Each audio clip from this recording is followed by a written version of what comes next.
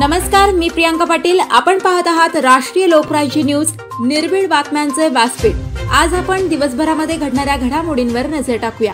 चला पाहुणं, आपल्याला जायचंय। पण कुठे जायचंय? टाकळी ढोकेश्वरच्या हॉटेल वैष्णवी मध्ये जायचंय। म्हणतात तिथे खूप छान जेवण मिळतं। चला तर मग जाऊया। पारनेर तालुक्यातील टाकळी ढोकेश्वर येथील सुप्रसिद्ध हॉटेल म्हणजे वैष्णवी हॉटेल। या हॉटेलची चवच लई न्यारी। पाहुणं, एकदा या, हॉटेलची चवच लई न्यारी।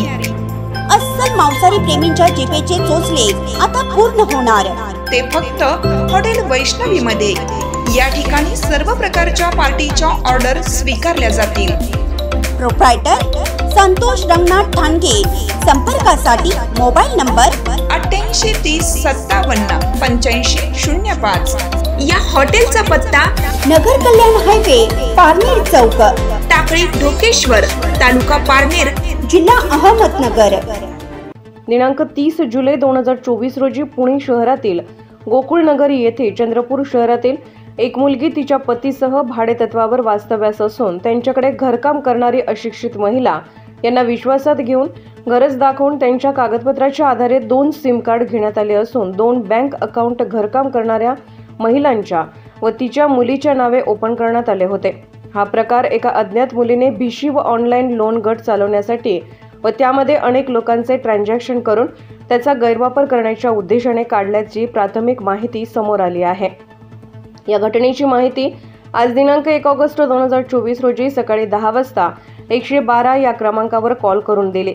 सविस्तर माहिती पीडित महिलेच्या परिवारासह त्या अज्ञात मुलीस कोंढवा पोलीस स्टेशन येथे हजर करत वरिष्ठ महिला अधिकारी यांना घडलेल्या प्रकाराविषयी माहिती देण्यात आली व त्यांनी तात्काळ अज्ञात मुलीने घेतलेले 2 जिओ कंपनीचे सिम कार्ड व कर्नाटक बँक बालाजी नगर येथे काढण्यात आलेले 2 बँक खाते डिॲक्टिव्हेट करण्यात आले।